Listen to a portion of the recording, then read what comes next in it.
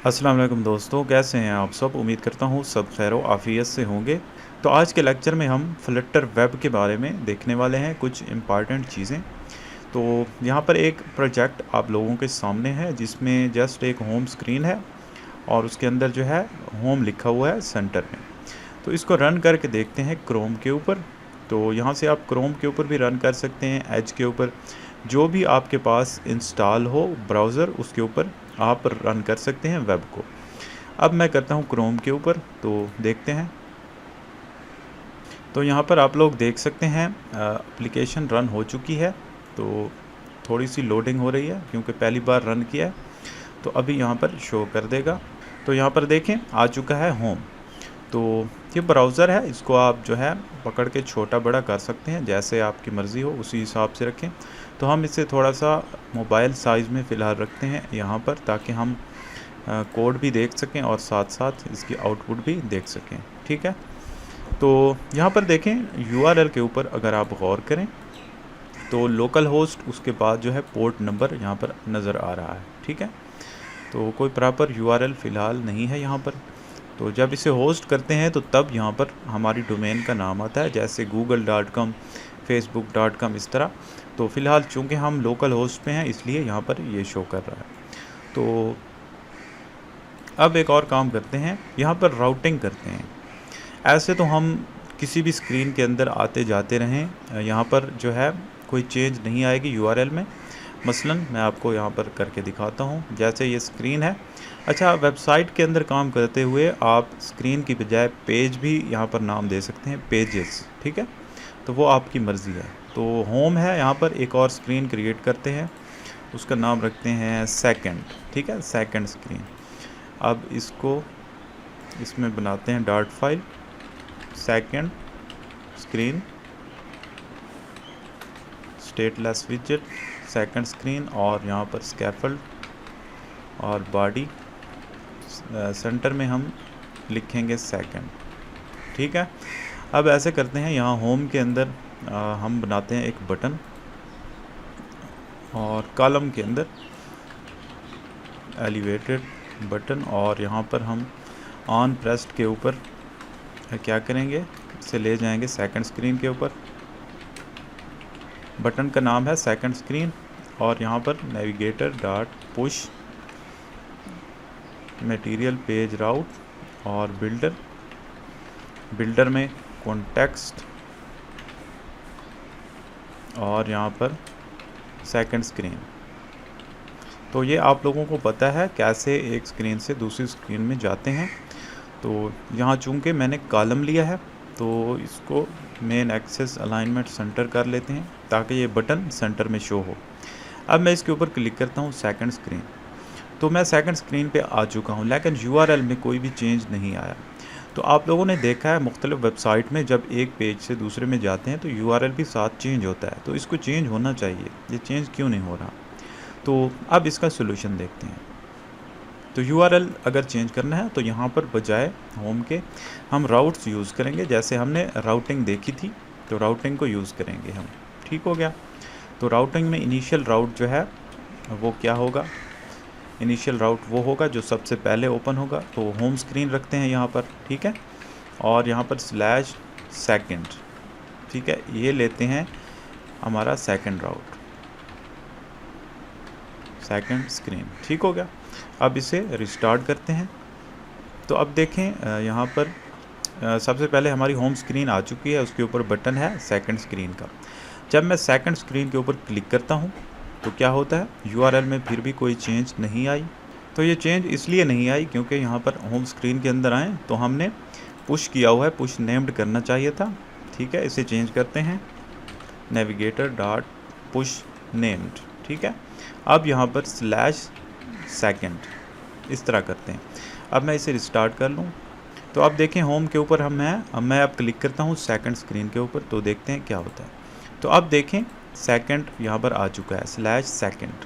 लेकिन एक और मसला यहाँ पर आ रहा है, दरमियान में हैश। ये हैश क्यों आ रहा है, तो इसको देख लेते हैं। इसको देखने के लिए हम जाते हैं ब्राउज़र में, यहाँ पर लिखें फ्लटर वेब यूआरएल स्ट्रेटजी। ठीक है, इसके ऊपर क्लिक करें। तो यहाँ पर देखें सबसे पहले एक लिंक आ चुका है, configuring the URL strategy on the web. इसके ऊपर क्लिक करें, ये फ्लटर का ऑफिशियल है। तो इसमें ये बता रहा है कि 2 किस्म के होते हैं यूआरएल स्ट्रेटजी जो है 2 किस्म की होती है, राउटिंग जो है 2 किस्म की। इसमें एक होता है हैश, ठीक है, जो बाय डिफ़ॉल्ट यूज़ हो रहा है। यहाँ पर अगर आप लोग देखें तो हैश दरमियान में आता है, ठीक है, इसको बोलते हैं हैश, ठीक है, हैश फ्रैगमेंट। और दूसरा होता है पाथ, तो हम इसमें पाथ यूज़ करेंगे। तो उसको यूज़ करने के लिए क्या करना है, हमें यहाँ पर लेना है, ये देखें, डिपेंडेंसी के अंदर जाना है, पब स्पेक फाइल के अंदर जाकर डिपेंडेंसी के अंदर ये 2 लाइनें यहाँ पर कॉपी पेस्ट करनी है। तो हम जाते हैं डिपेंडेंसी के अंदर, यहाँ पर जहाँ पर लिखा हुआ है फ्लटर और एसडीके, और यहाँ पर आकर पेस्ट कर देना है, ठीक है। इतना कर लेने से पब गेट के ऊपर क्लिक करना है, उसके बाद दोबारा जाना है, यहाँ पर मेन फंक्शन में रन ऐप से पहले ये वाली लाइन पेस्ट कर देनी है, ठीक हो गया। इसको हम यहाँ से कॉपी करते हैं और यहाँ आकर मेन के अंदर रन ऐप से पहले पेस्ट कर देते हैं। तो यहाँ पर इंपोर्ट करेगा, ठीक है, ऊपर इंपोर्ट, वही फ्लटर वेब प्लगइन जो अभी हमने लगाया है वहाँ पर, ठीक है। इतना करने के बाद हम ऐसे करेंगे, इसको बिल्कुल क्लोज़ कर देंगे हमारी जो है एप्लीकेशन को, और दोबारा से इसको रन करते हैं। तो यहाँ पर देखें हमारी एप्लीकेशन रन हो चुकी है। अब देखते हैं, अब सेकंड स्क्रीन के ऊपर क्लिक करते हैं। तो अब देखें, अब यूआरएल वैसे ही आया है प्रोफेशनल तरीके से जैसे होता है, दरमियान में हैश नहीं आया। इसी तरह ये सेकंड स्क्रीन है, कोई और थर्ड स्क्रीन हम यहाँ क्रिएट कर लेते हैं, इसी को कॉपी पेस्ट करते हैं, इसका नाम रख लेते हैं थर्ड, ठीक हो गया। और इसके अंदर जो है फाइल, इसका नाम भी थर्ड रखते हैं, थर्ड स्क्रीन। और इसके अंदर जो है इसका नाम भी चेंज कर लेते हैं, थर्ड स्क्रीन, ठीक है। और इसका टेक्स्ट भी है, उसको भी थर्ड कर लेते हैं। अब इसको यहाँ पर जो राउट्स हमने बनाए, यहाँ पर भी स्लैश थर्ड कर लेते हैं, तो यहाँ पर इसको लगा लेते हैं थर्ड स्क्रीन, ठीक है। अब ऐसे करते हैं, यहाँ पर जो होम स्क्रीन है, जहाँ पर हमने ये बटन रखा था सेकंड स्क्रीन वाला, इसके नीचे हम यहाँ पर रखते हैं थर्ड स्क्रीन स्लैश थर्ड, और यहाँ पर स्पेसिंग डाल देते हैं 15 की, ठीक है। अब देखते हैं इसको, यहाँ बैक आते हैं, अब थर्ड के ऊपर क्लिक करते हैं, तो देखें थर्ड पर यहाँ पर आ चुका है थर्ड, ठीक है। इसको थोड़ा बड़ा करके देखते हैं, अब देखें यहाँ पर, ठीक है। तो इस तरह से आप राउटिंग कर सकते हैं वेब की।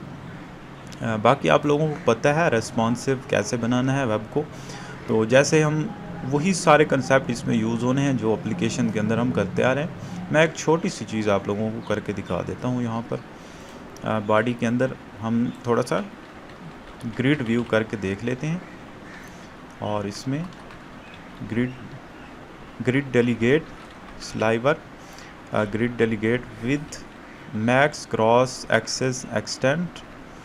तो यहाँ पर मैक्स क्रॉस एक्सेस एक्सटेंड इसको 200 रखते हैं, और चाइल्ड में चिल्ड्रन यहाँ पर लगेंगे चिल्ड्रन में हम फॉर लूप लगा लेते हैं। इसमें हम कुछ बॉक्सेस शो करवाएंगे, int i is equal to 1, i less than 100 और i प्लस प्लस। तो ये लूप है जो 100 टाइम चलेगा। तो यहाँ पर हम कंटेनर शो करवाएंगे, यानी 100 कंटेनर, कलर हम ग्रीन कर लेते हैं इनका, ठीक है। तो अब देखते हैं कैसे नज़र आते हैं। तो यहाँ पर देखें होम स्क्रीन के ऊपर हम आ चुके हैं। तो यहाँ पर इनके दरमियान थोड़ी स्पेसिंग डालते हैं, क्रॉस एक्सेस स्पेसिंग 10 और मेन एक्सेस स्पेसिंग 10।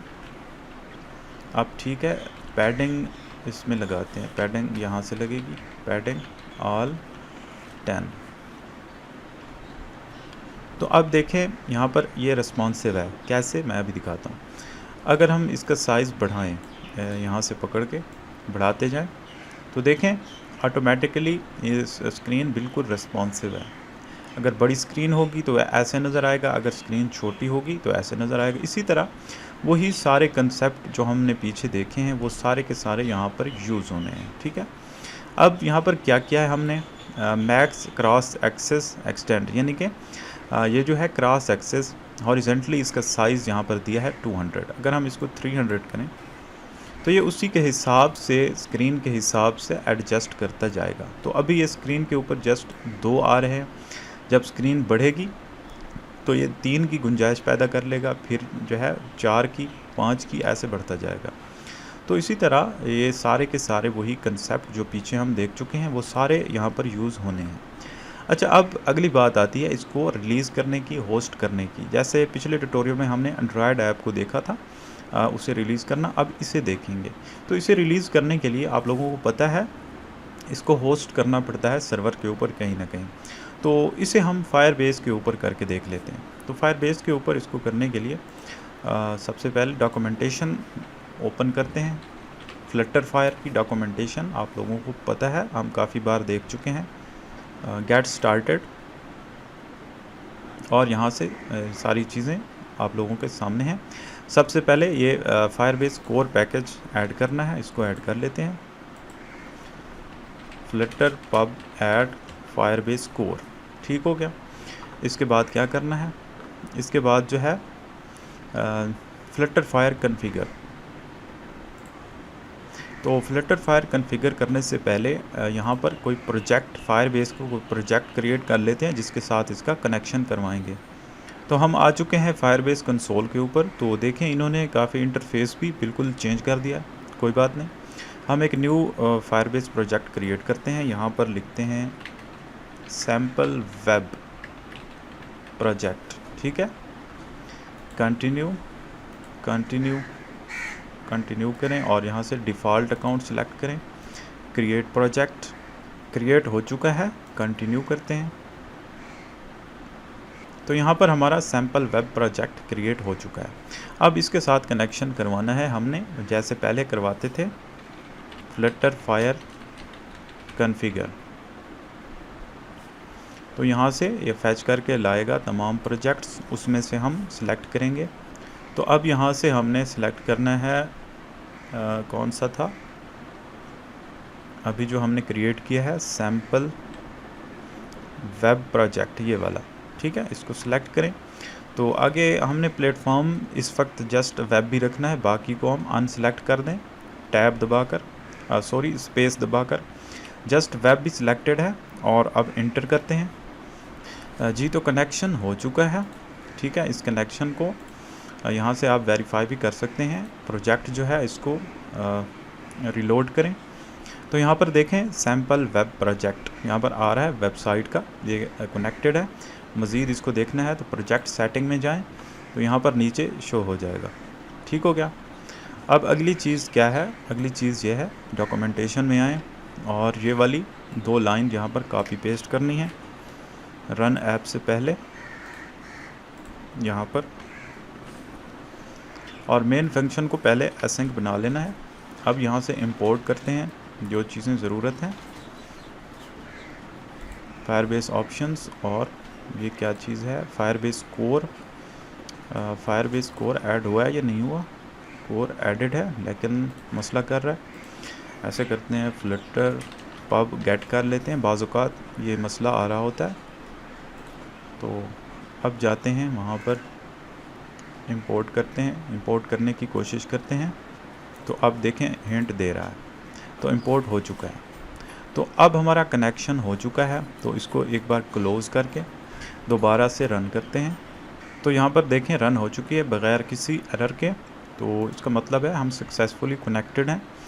अब अगली बात आती है होस्टिंग की। तो होस्टिंग के लिए जैसे हमने पहले रिलीज़ एंड्रॉयड एप्लीकेशन का रिलीज़ करना सीखा था, तो उसमें हमने ऑफिशियल डॉक्यूमेंटेशन देखी थी। यहाँ पर भी हम देख लेते हैं, रिलीज़ फ्लटर वेब यहाँ पर लिखें तो यहाँ पर एक लिंक आ जाएगा फ्लटर का ऑफिशियल। तो ये हमें बताएगा कि फ्लटर की वेब को कैसे रिलीज़ करना है। तो सबसे पहले ये कमांड लगानी है, फ्लटर बिल्ड वेब। तो लगा लेते हैं, फ्लटर बिल्ड वेब। तो बिल्ड सक्सेसफुल हो चुका है। अब नेक्स्ट क्या करना है, अब नेक्स्ट ये करना है।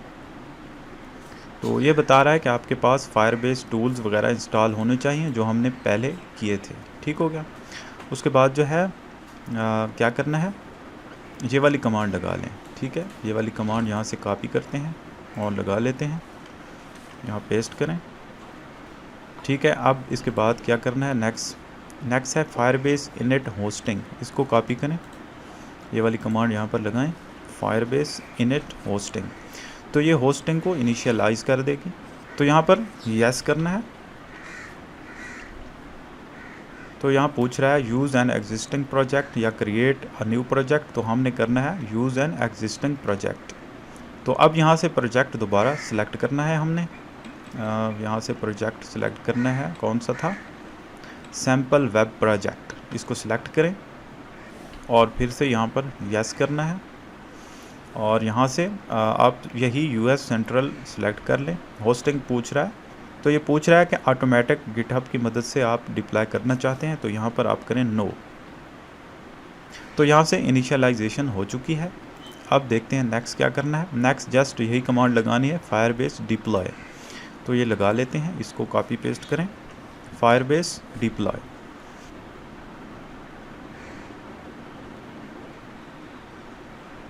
तो यहाँ पर देख सकते हैं डिप्लॉय कंप्लीट हो चुका है, यानी कि हमारी वेबसाइट रेडी है। इसका लिंक भी यहाँ पर नीचे मौजूद है, होस्टिंग URL। इस लिंक के ऊपर क्लिक करके भी आप इसको ओपन कर सकते हैं और आप यहाँ से भी जाकर प्रोजेक्ट जो हमारा था यहाँ बिल्ड, और इसके अंदर जो है होस्टिंग में जाएं। तो यहाँ पर देखें हमारी जो है वेबसाइट होस्ट हो चुकी है यहाँ पर। ठीक है, नज़र आ रहा है, इसकी डेट भी नीचे शो हो रही है। और यहाँ पर 2 लिंक हैं, दोनों ही एक ही वेबसाइट, हमारी अपनी वेबसाइट के दोनों लिंक हैं। इनमें से कोई आप ओपन करें, तो इसको क्लिक करते हैं। तो यहाँ हमारी एप्लीकेशन जो वहाँ पर रन हो रही थी अभी यहाँ पर आ जाएगी। तो पहली बार जब इसे ओपन करेंगे तो ये थोड़ा सा टाइम लेगा। तो यहाँ पर देख सकते हैं हमारी वही वेबसाइट यहाँ पर आ चुकी है। ठीक है, और तमाम ये जो बॉक्सेस हैं वैसे ही यहाँ पर शो हो रहे हैं।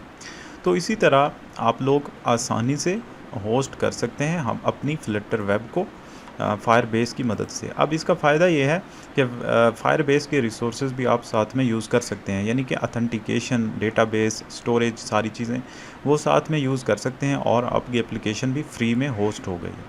तो इसमें आप साथ इसके अगर अपनी डोमेन लगाना चाहें तो वो भी लगा सकते हैं। तो यहाँ पर ऑप्शन है ऐड कस्टम डोमेन। ठीक है, तो यहाँ पर अपनी डोमेन आप परचेज़ करें कहीं से भी, किसी भी वेबसाइट से जाकर, तो उसको यहाँ पर लगाएं, उसके क्रेडेंशियल्स लगाएं, तो यहाँ पर आपकी वेबसाइट यहाँ आपकी डोमेन सेट हो जाएगी। तो फिर बजाय ये वाला URL आने के आपकी जो है डोमेन आएगी अपनी, जो आप परचेज़ करेंगे। तो उम्मीद करता हूँ आप लोगों को समझ आ गई होगी कि किस तरह से फ्लटर की जो वेबसाइट है उसको होस्ट करते हैं फायरबेस के ऊपर। तो इंतहाई आसान है, कोई मुश्किल स्टेप इसमें नहीं है। तो उम्मीद करता हूँ आप लोगों को अच्छे से समझ आ गया होगा कि किस तरह से फ्लटर की वेब को रिलीज़ करते हैं फायरबेस की मदद से। तो आज के लिए इतना ही, मिलते हैं नेक्स्ट ट्यूटोरियल में। ओके, अल्लाह हाफ़िज़।